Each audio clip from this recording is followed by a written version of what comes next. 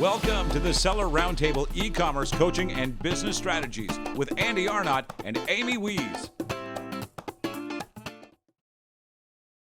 Now, what are some of the other solutions that other people might be considering? Do you know, it's a good question. Other people, like I said, who are doing pan-EU FBA and are stuck with their UK business and the 7 VAT registrations that they already have, are coming up against the brick wall of not being able to find a German warehouse. Now, that might not be the case in France or Belgium or the Netherlands or any other country, but we're struggling to find a German warehouse that will take your inventory if you're a UK company.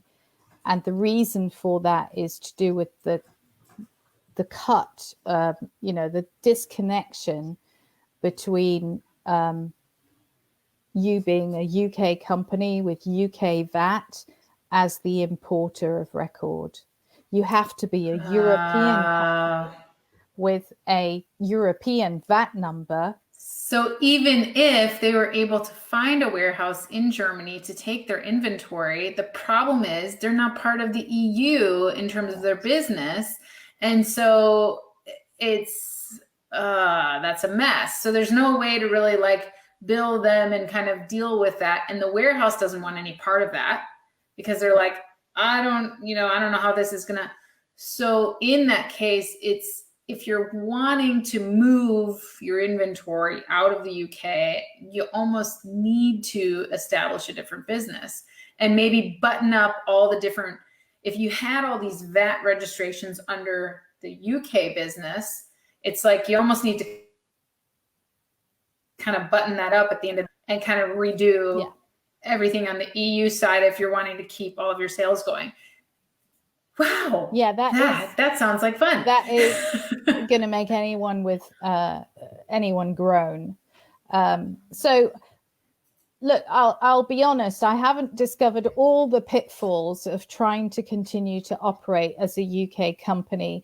I made a decision when I discovered a couple early on that I was going to find an alternative solution rather than get myself caught up in knots over the workaround. And there will eventually, I imagine, be a workaround. One would expect so. And those people that want to try this Estonia thing, do you have a good resource? Like, should they just Google it or? No. So one of the things I'm busy setting up for the whole of the Scale for Retail community, so I'd be happy to offer it to you, is, who's the warehouse, who's the freight forwarder, who's the company formation expert. And obviously I'm doing it so that I can figure it out for myself, but then I want to be able to share it with the community, because this is going to be hard without not sharing. Do you know what I mean? And there could potentially be a lot of people trying to take advantage too, right? Like how many times in the US we have a ton of issues where after you form an entity or even after you register a trademark, you'll get all these letters in the mail from different lawyers and stuff that are saying, oh, you might have to fight this and you might. And so the potential for scammers in this situation is pretty high because people wanting to take advantage of, all these businesses, you could get some vultures. So it's good that you've already gone through it and you can go, okay, I can trust this person. But also before you share, you want to make sure they have the resources in place to help, right? I always try to vet providers myself before I share them, but then I also make sure that it's going to be the same result for other people that use that service. And it's not just like a me thing. Oh yeah, they can handle me. But if I send them the drove of people, then they're going to still be okay. And it's going to be a good resource, right? Yeah, absolutely. I mean, I have to put my hand on my heart when I recommend anyone. That's just the way I operate. And I'll be honest, because it's such a work in progress, I'm not quite. I mean, some people have come to me and said, who have you used? And I've said, look, I'm not entirely sure, but I'm happy to pass that over because you're taking action quickly like me, and I appreciate that. But do your own research. Don't just rely on this one. And I've spoken to about 5 or 6 different Estonian company formation experts. And one of the things that you do when you do that is you discover what somebody really knows versus what somebody might position themselves in as knowing. And you can really dig a little bit deeper. Oh, look, hello to the cat. And she's crying too. She's the worst cat. She earns her keep because she's very photogenic, you know. And as you guys know, I have a company that's very, cat centric. But yeah, she's the worst cat. She will sit on my lap and bite me. Like really? she's super mean. Yes, she's really mean. And, you know, but she's very photogenic. And my other ones are like, no, Mom, I'm not taking pictures of products today. That's not happening. Right. So, you know, so I'm grateful for her because she earns her keep, but she sure likes to be on camera. Oh my goodness. Cool. So in terms of timing, let's just talk about timing real quick. So it looks like people have some options. They need to figure out what they're going to do, whether it's, you know, they really don't have a choice. If they want to keep selling in the rest of Europe, they need to figure something out because they are not going to be able to just keep the UK-based company and do that. So they kind of need to figure that out. And now they're going to be able to keep selling in UK with that company all day long. And some people may choose to do that. They might run the numbers and they might already have really solid sales in the UK, and they might go, oh, this doesn't affect me. I'm not worried about sending my inventory to Germany or Spain or any of the other European countries, right?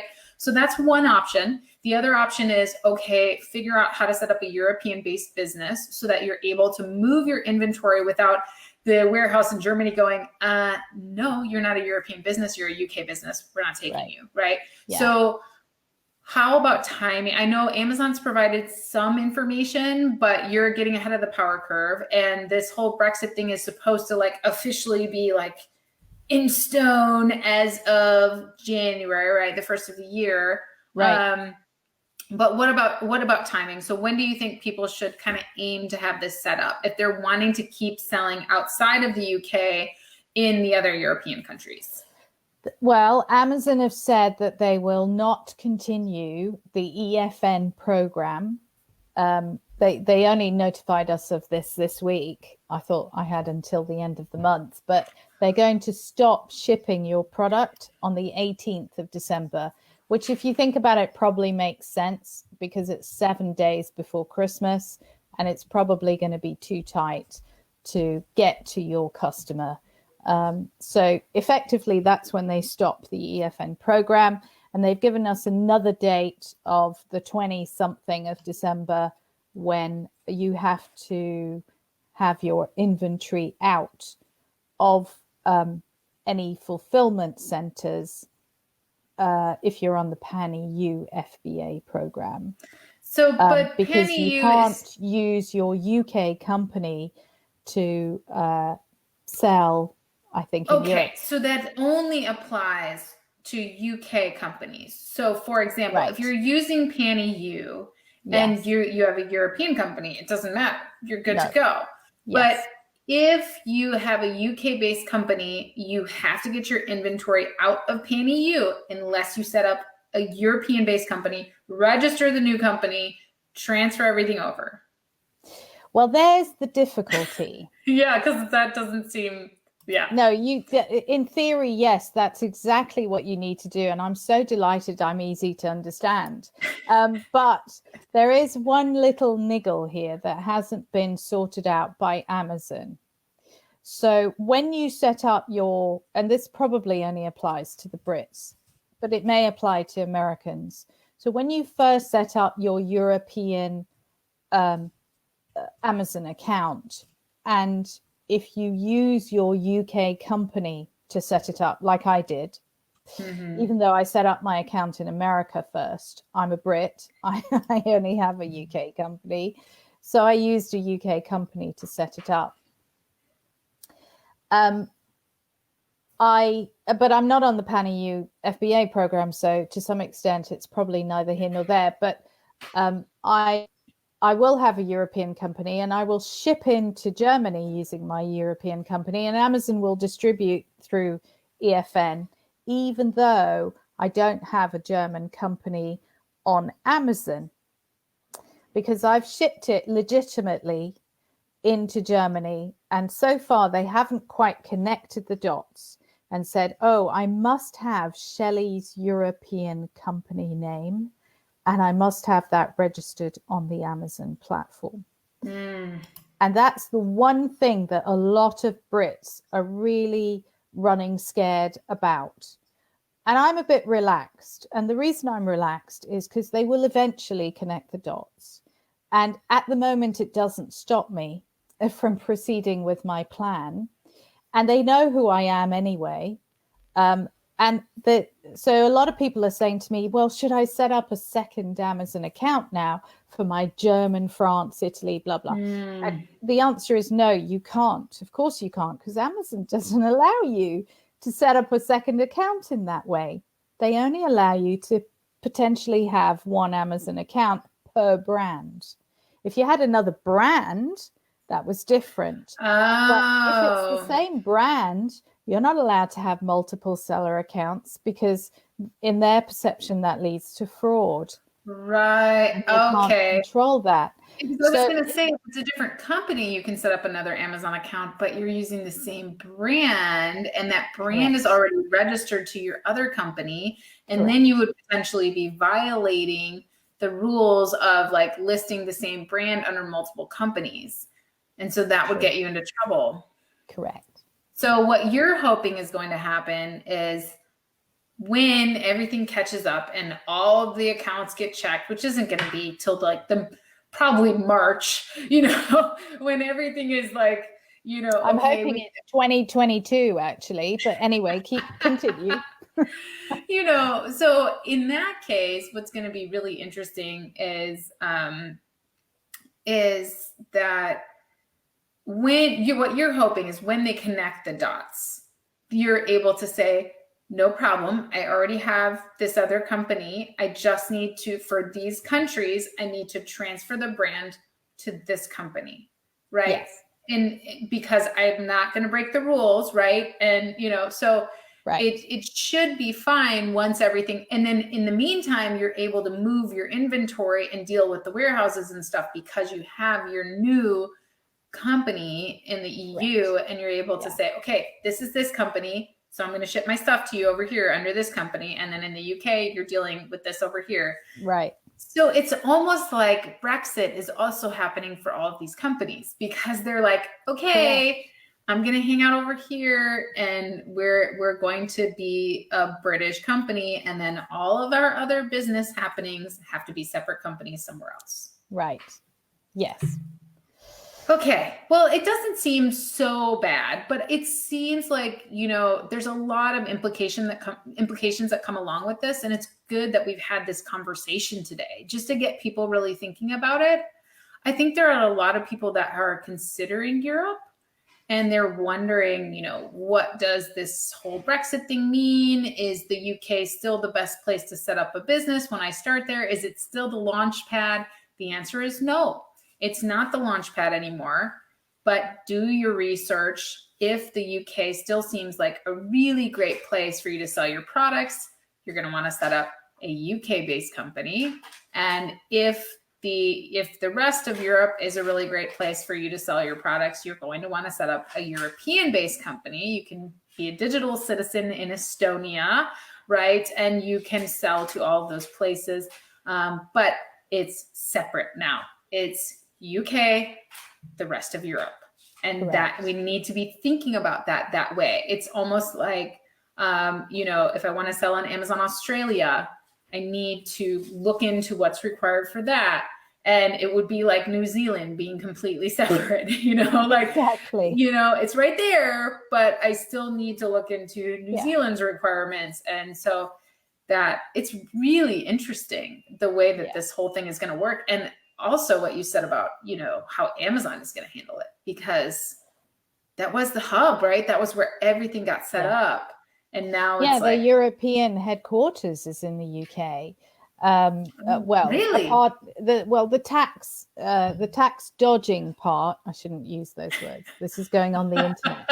The tax It's already avoidance there. part is in Luxembourg, so that Yeah. they are in a relatively good position tax-wise. But yes, if essentially their European headquarters has been built in the UK. They obviously have teams of people in all the countries, but and they, you know, they use their teams in Germany to design certain things, and in France to participate on a pan-EU level of designing certain programs. But a lot of it is still quite UK based. So the only other thing, you know, that I would add is if you think you've got a really great product that is selling amazingly well in the US, you probably have a great product that will sell well in Europe too. And I mean, with one of my brands, Europe is nothing. I really only sell in the UK and America. So it's a very Anglo-Saxon type product. I would probably do well in Canada or Australia or New Zealand, but it doesn't appeal to the Europeans for whatever reason. My other brand, 25% of my turnover is in the UK, and the other 25% is in the rest of Europe, mainly Germany, France, and Italy. And then obviously the other 50% is in America. So I actually cannot afford, as I sit here today, to lose those great big chunks of my turnover, which is why I've had to figure out what to do. Right. I just don't feel I want to take a quarter of my business and cut it off. It doesn't seem right. Doesn't seem like a reasonable option. No, and actually the cost of setting up the Estonian company has been really minimal. I mean, I'm talking probably less than $500. And that's with my digital citizenship and everything. And the other lovely thing actually about Estonian companies is if you don't take the money out of the country, like if you continue to cycle it back into the business, you don't pay any taxes on your profits. Wow, very nice. Okay. Well, I'll definitely have to look into that because Europe is one of the places that I would like to expand. I'm mastering North America first. Right. You know, I'm trying to make sure that I'm, you know, utilizing my channels here. But that is one of the places that I really would like to expand. So, well, Shelley, thank you so much today for providing all of this information, for helping us somewhat understand this mess that we're getting into here with this Brexit situation. And what is the best way? So I already put out there for everyone that if you want to check out what Shelley and her team at Scale for E-tail have going on, I've already put the link. Those of you who are in the Amazing at Home group, you always see, I always tag Shelley and stuff. If anyone says anything about European selling, I'm like, Shelley, save me. So, you know, she's a great resource to have. So scaleforetail.com, you can go there and check that out. But Shelley, where else would you like people to get in contact with you with any questions about what we've talked about today or anything? You can email me. It's Shelley@scaleforetail.com. I try to keep it super simple. You can go to the Scale for Retail Amazon seller group as well. It's called Scale for Retail Amazon seller meetups. You can tell I didn't actually come up with that very long title. So if you can spell it and find us, that's a great place. And actually you can just pose, you know, your questions in the group and everyone jumps in and answers. It's a really active, friendly group from that perspective. And the other thing I was just going to say is that if anyone is considering coming into the UK, but or Europe for that matter, but you're a little bit worried about how to do it, it seems very complicated, it seems quite full of bureaucracy, which frankly it is a little. You're welcome to come into the group and find a partner. and just partner with somebody else who's already doing it, who's already got the account. Come to some sort of agreement with them, and they will help you potentially work out what your success level is going to be in maybe some of those other countries. It's really not such a bad way to get started and test things out for the first 12 months. I mean, obviously, it'll affect how much you take home because you've got to share something, but I'm pretty sure you'll be able to find kind of partnerships that will help you reach. In my mind, it's better to dip your toe with a distribution partner that you can eventually then make a more informed decision about, like, okay, yes, this is working well. My sales are going very well. I'm going to go ahead now and go it alone. But, you know, it's really great to have a distribution partner that already has all the logistics figured out and all of the taxes and everything else. Right. And, you know, it's the same thing if you were to sell your products wholesale.